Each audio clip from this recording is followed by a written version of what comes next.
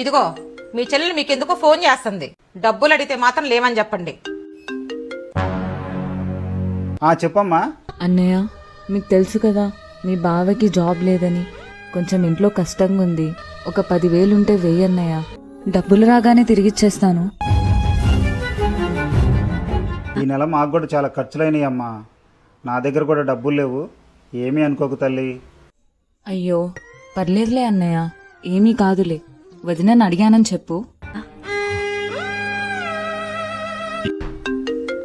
నానా చెప్పు. హాస్పిటల్కి వెళ్తాను, వెళ్ళావా? ఆ పని మీదే ఫోన్ చేశానమ్మా. అల్లుడిని ఒక 10,000 ఉంటే వేయమనమ్మా. నెల రోజుల్లో తిరిగిచ్చేస్తానమ్మా. ఇప్పుడు ఎన్ని డబ్బులు ఎలా అడగాలి? ఏమండి నానా? అల్లుడితో 10,000 వేయించినట్టున్నా హాస్పిటల్కి వెళ్తున్నానమ్మా.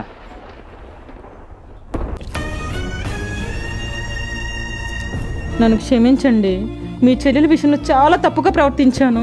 చూడు కళ్యాణి, మీ వారికి కష్టం వచ్చినా మా వారికి కష్టం వచ్చినా చివరికి మనకు కష్టం వచ్చినా అయిన వారే ఒకరికొకరు సహాయం చేసుకోకపోతే ఇంకెవరు ఆదుకుంటారే చెప్పు.